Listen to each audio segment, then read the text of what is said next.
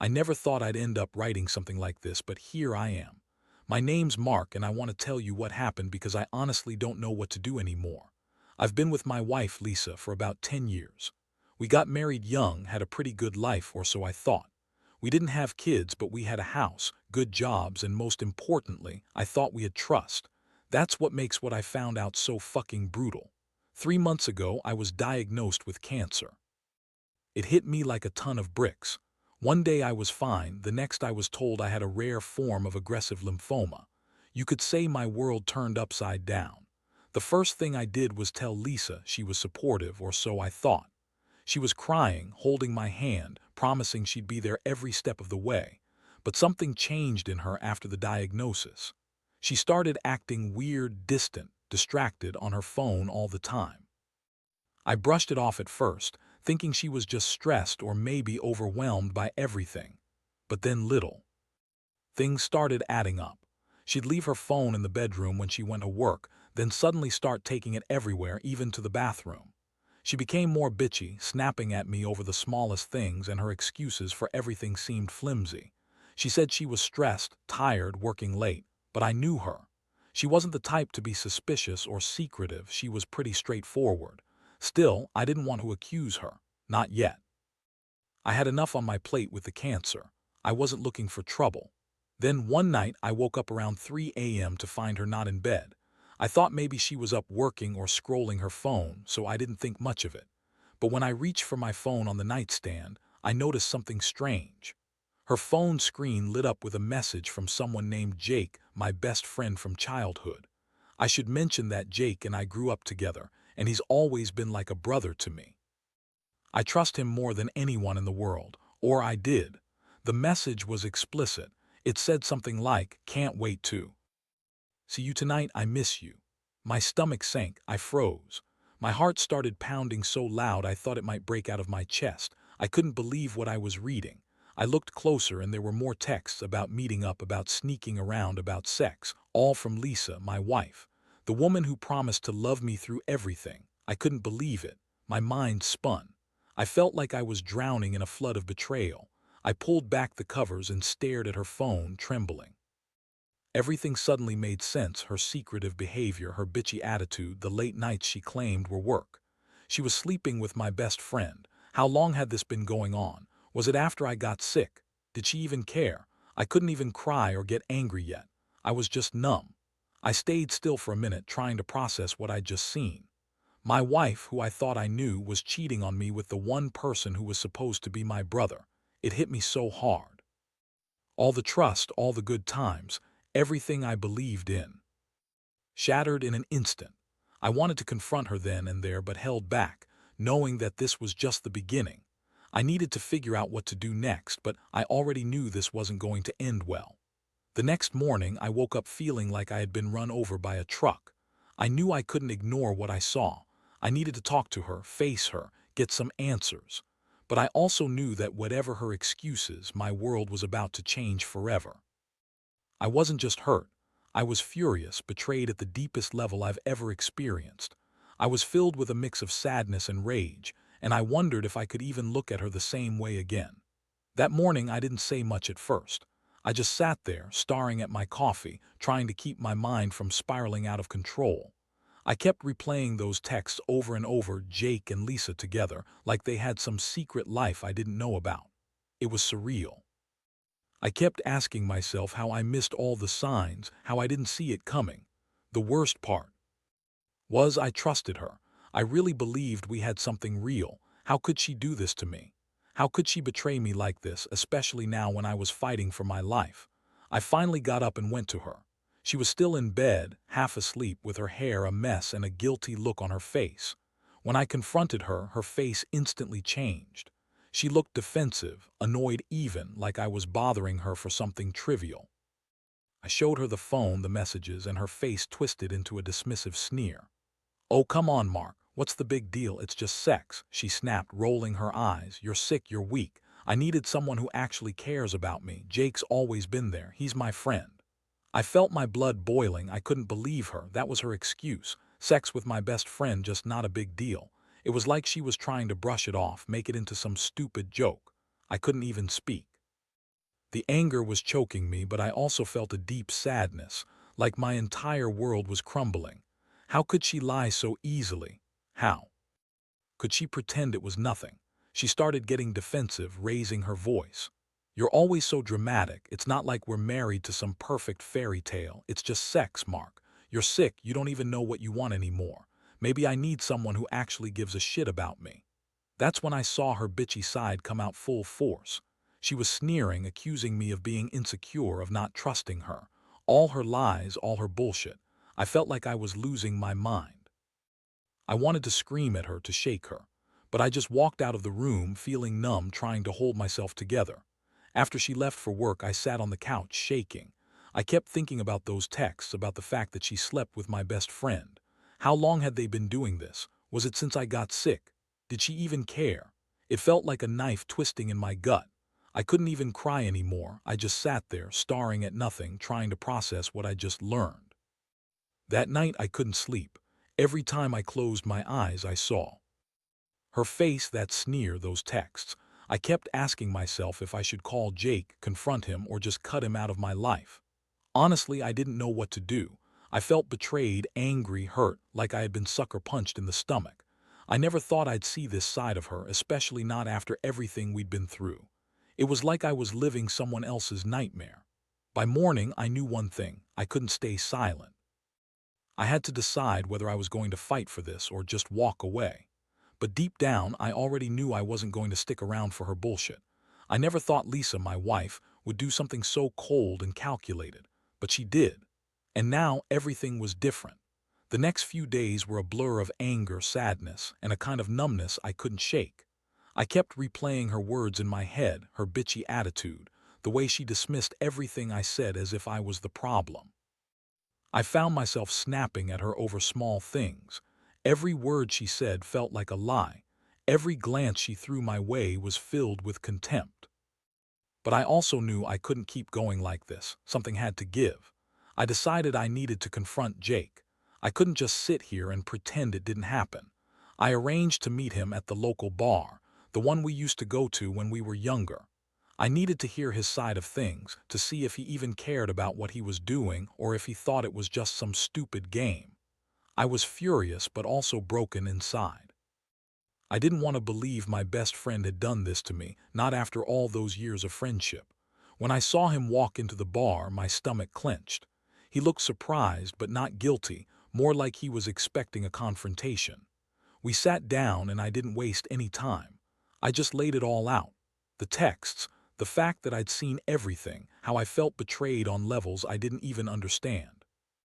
His face didn't change much, but I could see the guilt flickering in his eyes just for a second. "Look, Mark," he said, avoiding eye contact, "it's not what it looks like. Lisa was upset, I was there for her. We didn't plan for this to happen. I swear I didn't mean for it to go this far." I felt like I'd been sucker punched again. His words sounded hollow, like he was just trying to save his own ass. I looked at him and thought about all the times we'd been close, brothers really. And now he was sitting here lying to my face, justifying sleeping with my wife in my darkest hour. I wanted to hit him, but I knew that wouldn't help. Instead, I just told him to leave me alone, that I didn't want to see him ever again. I knew I'd have to decide what I was going to do about Lisa, but I felt like I'd already lost everything. That night, I went back home and found her sitting on the couch, pretending everything was normal. She looked at me with that fake smile she wore when she was trying to play innocent. I think she thought I was going to beg her to stay, to forgive her, but I didn't say a word. I just looked at her and felt a strange mixture of heartbreak and rage. How could she lie so easily? How could she look me in the eye and pretend nothing had changed? I told her flat out that I knew everything about Jake, about her lying, about everything. She tried to deny it at first, but I threw the phone on the table and watched her face drain of color, her excuse.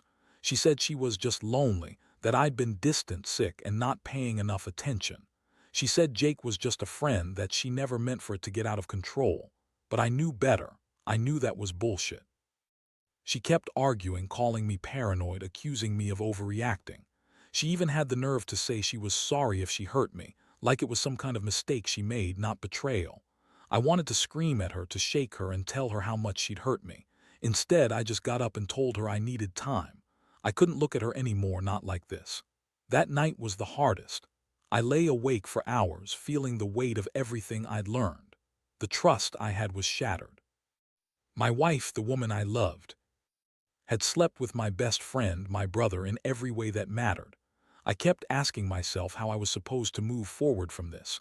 Could I forgive her? Could I even look her in the eye again? The answer was no. I knew I'd have to make some tough choices, but for now I just felt numb, like I was standing on the edge of something I couldn't come back from. Over the next few days, I tried to keep myself busy, but it was impossible to escape the chaos inside my head. Every time I looked at Lisa, I saw a stranger, a woman I'd trusted with my life, now capable of doing something so cold and calculated. The betrayal ran so deep that I started questioning everything about our years together. How much of what she said was real? Did she ever truly love me? Or was I just some placeholder in her life? I knew I had to make a decision, but the weight of it pressed down on me like an anvil. I couldn't stay in this limbo, pretending everything was fine. I had to confront her again, but this time with a clear plan. I wanted answers, yes, but I also knew I needed to figure out what I was going to do about us, if there was even an us anymore. One afternoon, I sat her down. She looked defensive as usual, but I was beyond caring about her excuses. I told her I wanted her to leave. At first, she scoffed, acting like I was overreacting. "You're just mad because you're sick," she said, "or maybe you're just jealous of Jake." That was her favorite line, like somehow I was the problem for catching her cheating. I looked her straight in the eye and told her I wasn't mad because I was sick. I was mad because she had lied to me, betrayed me, and crushed everything we built together. She started crying, fake tears, I knew that. She tried to spin it like I was throwing her out because I was insecure, because I can't handle a little sex. That's when I snapped. I told her she could pack her shit and leave, that I didn't want to see her face anymore. I was done pretending, done making excuses. She spat out a bunch of bullshit about how she loved me but needed her freedom, how she was just trying to survive. I laughed bitterly. That wasn't love. That was selfishness, pure and simple. She stormed out, cursing me, calling me a controlling asshole, and threatening that I'd regret this. Honestly, I didn't care. The pain was too raw, and I'd had enough betrayal to last me a lifetime. I called my sister to come pick me up just to get out of the house and breathe. I needed space, time to think, to process what the hell just happened. That night I stayed at her place just long enough for her to gather her things. I could see her trying to manipulate me one last time, crying and saying she loved me, but I couldn't believe a word of it. I packed her bags myself, watching her exit the door with a look of disgust and anger. I didn't ask her where she was going. Honestly, I didn't care. I just wanted her gone. Once she left, I finally let myself feel everything. The pain, the rage, the betrayal. I had trusted her with my life, with my heart, and she had thrown it all away for sex and some cheap thrill with Jake.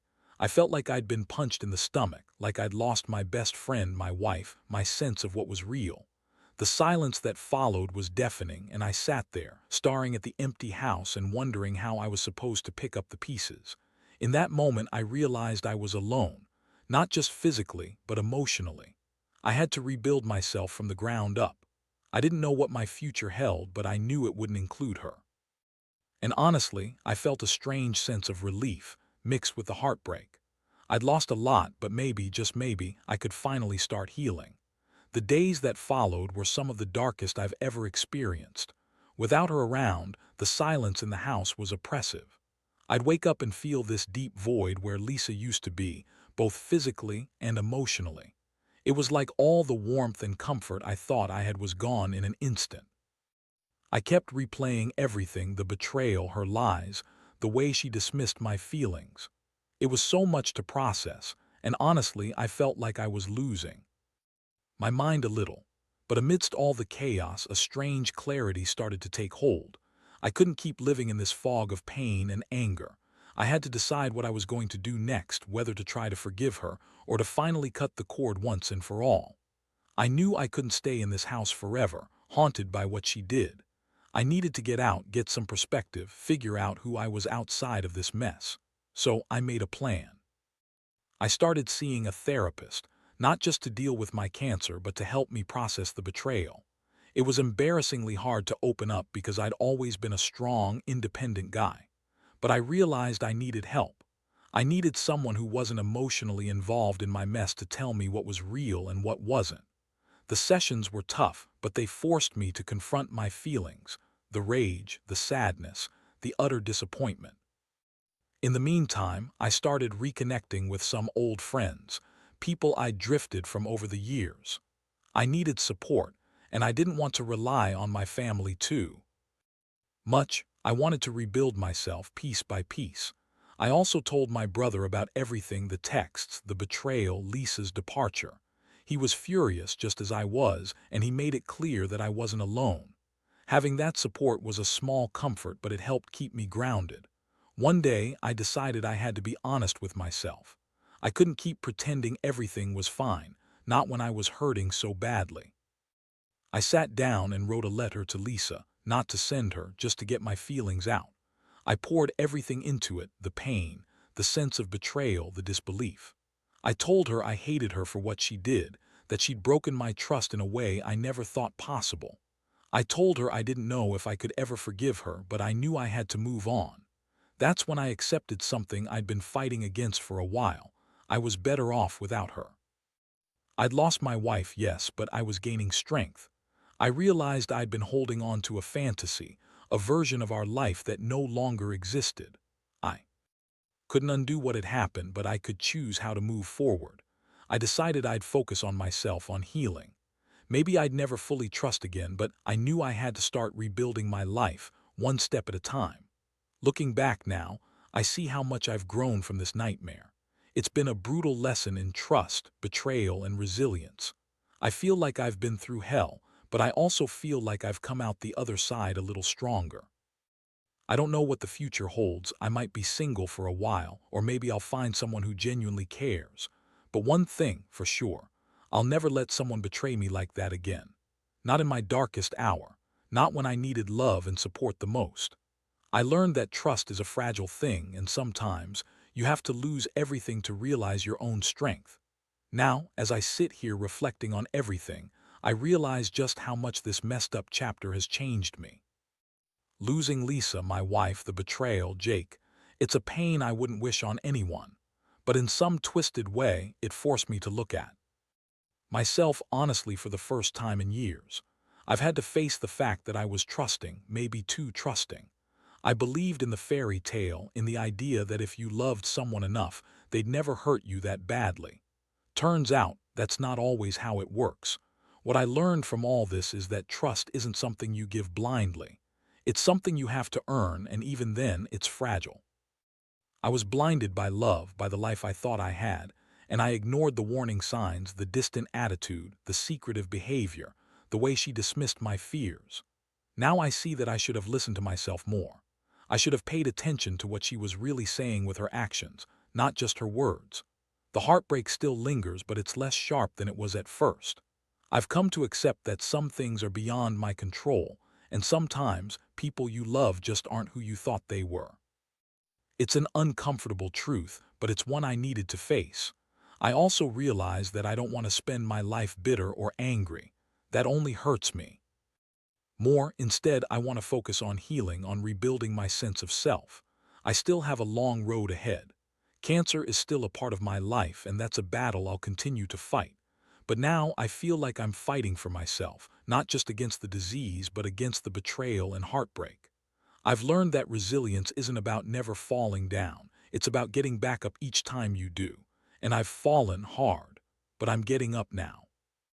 If there's one thing I want anyone reading this to take away, it's this: trust carefully, love wisely, and don't ignore the warning signs. When someone's actions don't match their words, listen to yourself. Because in the end, the only person you can truly rely on is yourself.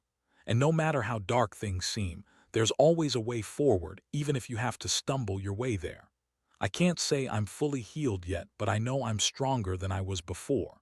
And that's enough to keep moving.